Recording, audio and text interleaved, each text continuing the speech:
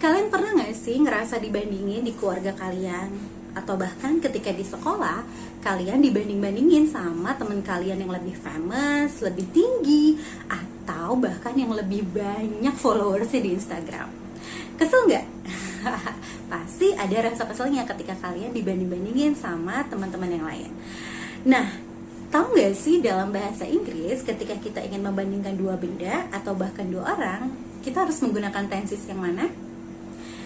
Ya, benar sekali. Dalam bahasa Inggris kita akan menggunakan yang namanya comparative degree.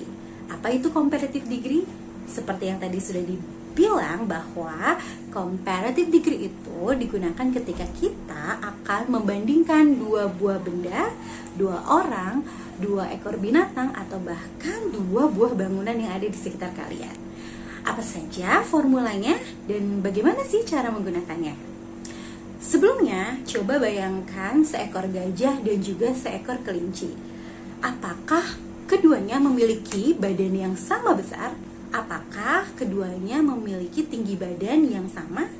Tidak.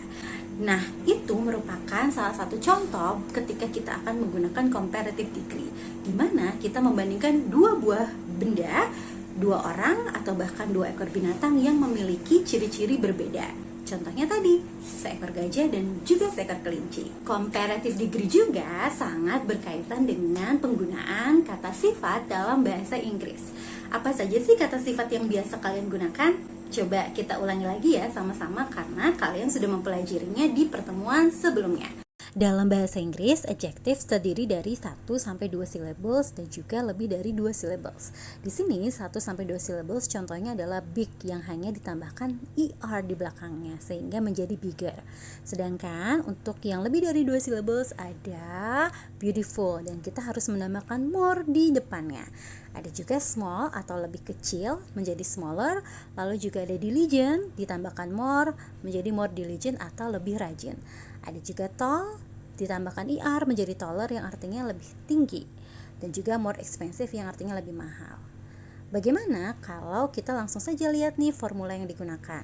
Ada noun subject plus to be plus adjectives plus er karena kita akan menggunakan 1 to 2 syllables, dan juga ada then serta ada noun object di sini ya. Oke, contohnya ada I am bigger than him. I sebagai subjek, am sebagai to be, bigger sebagai adjective yang terdiri dari 1 syllable, lalu ada them dan juga him sebagai noun object. Saya lebih besar daripada dia. Kita langsung lihat contoh yang menggunakan lebih dari 2 syllables. Ada noun subject, ada to be, ada more, ada adjectives, ada then of course, dan juga ada noun object. Kita langsung lihat contohnya. Di sini ada I am more plus beautiful than, dan juga ada him.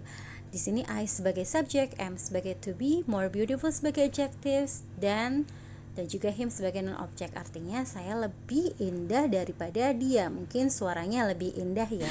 Gimana? Kalian udah mengerti dong bagaimana cara menggunakan comparative degree?